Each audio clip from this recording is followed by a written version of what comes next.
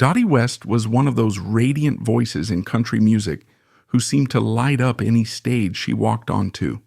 There was something so genuine about her style, soft enough to convey delicate emotion, yet strong enough to leave an indelible mark on Nashville's golden age. People remember not just her voice, but the warm persona she brought to every show, always quick with a smile and ready to share an encouraging word. Her story matters now because it speaks to both the dizzying heights an artist can achieve and the heartbreaking struggles that can follow once the spotlight shifts. Dottie was born in rural Tennessee in 1932, raised in a large family where money was tight but music was abundant. Like so many country artists of her time, she discovered the power of song at church gatherings and small local events, places where people pooled their energy and tried to forget the hardships of everyday life. The 1950s and early 1960s were fertile ground for country music. Legendary figures like Hank Williams, Patsy Cline, and Ernest Tubb had paved the way for a new generation hungry to leave their mark. Nashville was fast becoming the epicenter of a booming industry, teeming with record labels, publishing houses, and radio stations that were eager to find fresh voices. Into this dynamic setting walked Dottie West, a determined young woman with a guitar slung over her shoulder and a belief that if she could just get the right break, she might move hearts beyond her small-town background. Her break came sooner than even she might have dared to hope. She sang wherever people would listen, school assemblies, local fairs, radio spots that paid little but offered a chance to be heard. She crossed paths with well-connected musicians who recognized her raw, expressive talent. By the mid-1960s, she was recording her own material. In 1964, Dottie made history by becoming the first female country artist to win a Grammy Award for a country recording, Here Comes My Baby, a gentle yet powerful tune. Here comes my baby back. That put her on the map. It was a milestone that spoke volumes about her place in an industry that was traditionally male-dominated. This achievement effectively opened new doors for women who came after her, proving that female artists could not only find a foothold in country music, but flourish and be recognized for their artistry. The music scene during this period was pulsating with innovation and collaboration. Dottie often performed at the Grand Ole Opry, rubbing shoulders with veterans like Minnie Pearl and Roy Acuff. She formed friendships and working relationships with many up-and-comers too, including a young Dolly Parton, who once remarked on Dottie's ability to turn heartbreak into a lullaby. Their friendship served as a testament to how Dottie didn't just chase success for herself. She shared space, advice, and encouragement with peers. Those who observed her in those years remember she had this uncanny way of giving a bit of motherly guidance to other artists, whether it was advice on stage presence or tips about finding the right producer. But what truly sets Dottie apart from other country stars of her generation are those quieter, less publicized ventures that showed just how much she poured herself into her art and her community. One rarely discussed moment took place in the late 1960s.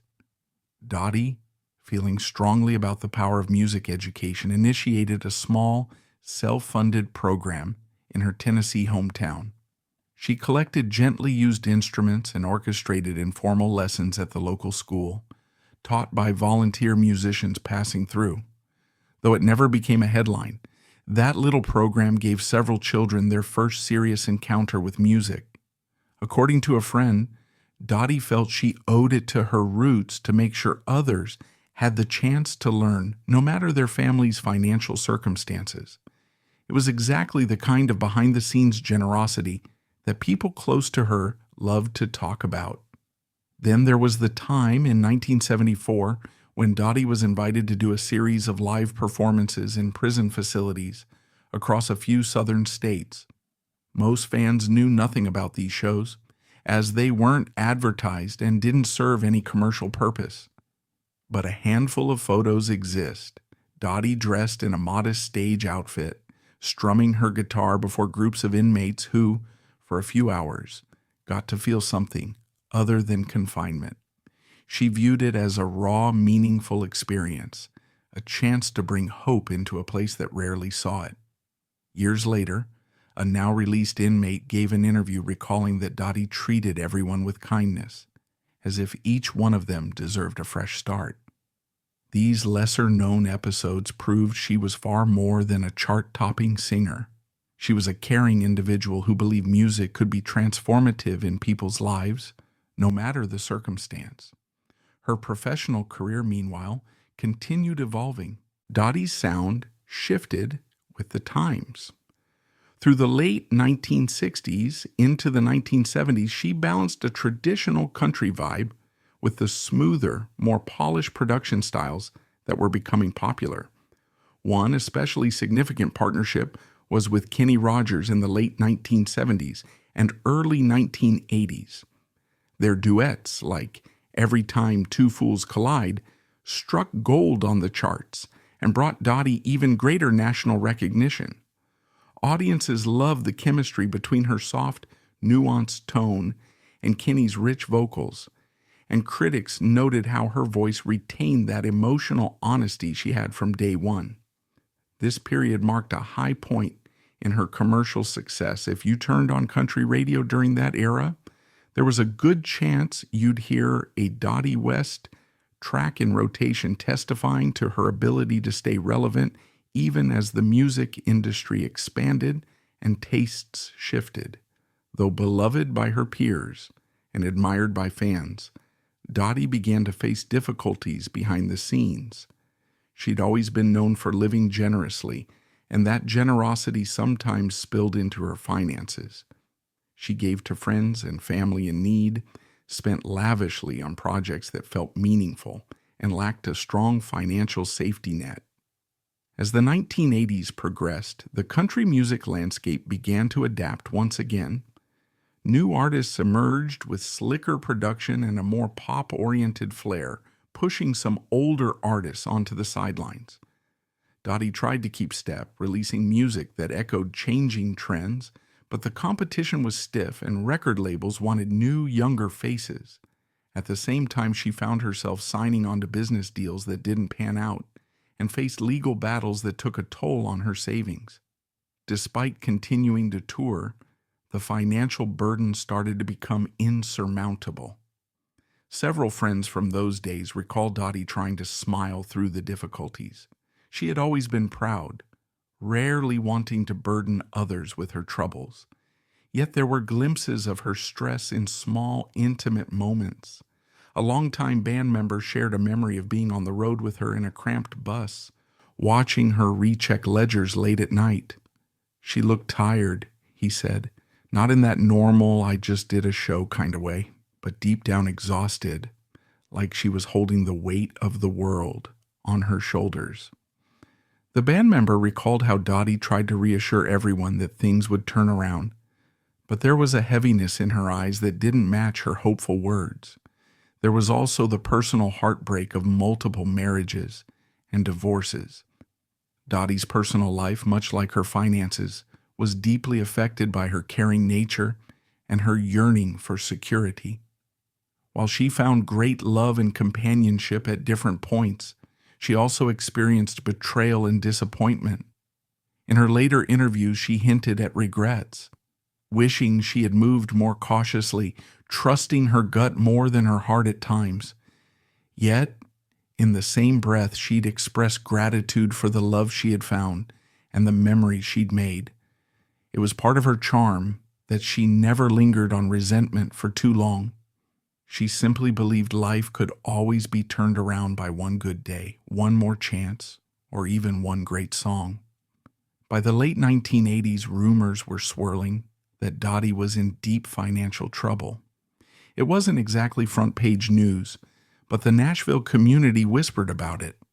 Some people pitied her, some wondered how she had let it go so far, and others criticized her for poor money management.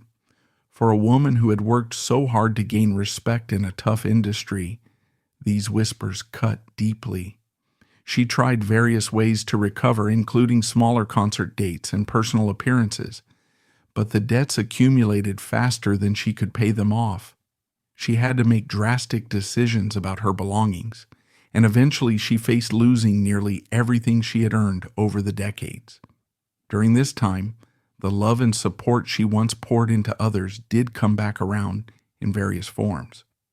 Several close friends tried to help financially, offering loans or paying for her necessities so she could focus on performing without the added stress of daily bills. Some admirers set up small benefits to raise money for her, though the amounts were rarely enough to make a significant dent. Others simply provided emotional backing, inviting her over for dinner or a quiet evening away from the chaos. One neighbor remembered that Dottie would often walk around the garden, humming tunes under her breath, as if trying to write a new song of hope. Even when she was broke, the neighbor recalled, she still had that gentle spirit that made you believe in brighter tomorrows. But the mounting pressures didn't let up. By the early 1990s, Dottie's finances were in disarray. She was heartbreakingly close to bankruptcy. It was a stark contrast to the glamorous life she had once led, wearing elegant gowns on stage and traveling in style to her performance venues. Some folks murmured that she had brought it on herself, while others insisted it could happen to anyone who put their trust in the wrong hands or gave away too much in the spirit of kindness. The controversies sparked debates about the responsibility of older artists to plan for the future, especially women in the business, who often face steeper hurdles securing stable management or financial advising. There were also discussions about the country music industry's willingness, or lack thereof, to stand by its veteran artists during tough times. Dottie's circumstances illustrated how fleeting fame could be and how easy it was to slip through the cracks once younger talents flooded the radio waves. Tragically, she never got the chance to fully bounce back from her troubles. In August 1991, she was heading to the Grand Ole Opry to perform, still hopeful that this show and others might help her get on steadier ground. She faced car trouble on the way, and a friend offered to drive her in a separate vehicle so she wouldn't miss her performance. It was on the route to the Opry that a catastrophic accident occurred, resulting in serious injuries. Despite multiple surgeries and hospital treatments, Dottie never recovered. She passed away on September 4th, 1991, at the age of 59, leaving behind a stunned country music community. The news of her death reverberated far beyond Nashville, as fans and fellow artists mourned the loss of a beloved pioneer. The heartbreak was compounded by the awareness that she was on her way to do what she loved most: step onto that stage and sing her heart out one more time. In the aftermath, people grappled with a range of emotions. Some were furious at the circumstances that led to her having to scramble for transportation, seeing it as symbolic of how she'd been neglected by an industry that once championed her. Others used her story as a cautionary tale, warning up-and-coming artists about the importance of managing finances and preparing for unforeseen hardships. Meanwhile, those who knew her best pointed to her unwavering kindness and generosity, insisting that no matter the pitfalls, she lived life with an open heart and a deep respect for everyone who crossed her path. Over and over you heard them say, Dottie was a giver. Even so, the emotional weight of her loss didn't dampen the admiration for the legacy she left behind. Critics and historians re-examined her contributions, realizing that her signature style helped shape the direction of female-led country music for generations. It wasn't just "Here Comes My Baby," although that alone changed the landscape, but also her subsequent hits like Country Sunshine, her duets with Kenny Rogers, and her overall presence in an era bursting with talent. Each record told a story, anchored by a voice that balanced purity with strong, heartfelt conviction. She influenced Dolly Parton, Barbara Mandrell, and a wave of women who saw a little bit of themselves in Dottie's unstoppable drive. Modern audiences, especially those a bit older, still find a profound connection in her recordings. Her songs have that timeless quality, inviting listeners to reflect on universal themes like heartbreak, hope, and the longing for a better tomorrow. Younger fans often discover her through tribute albums or historical retrospectives, surprised to learn how many of their contemporary favorites consider Dottie an inspiration. Artists such as Steve Werner, who got some early career support from Dottie, credit her for helping them navigate the tricky waters of the music business. In interviews, they'll mention how she reminded them to never lose sight of the heart in every note, to perform with sincerity rather than chasing superficial trends. Looking back, it's evident that her final period was marked by adversity. Yet this adversity also brought to light her inner strength. She kept performing even as her debts mounted. She kept believing there was a path forward. Friends recall that despite everything, she remained gracious, often focusing on the well-being of others rather than her own burdens. To stand at her grave today, located in Nashville's storied music city, is to feel the weight of what she accomplished and what she endured.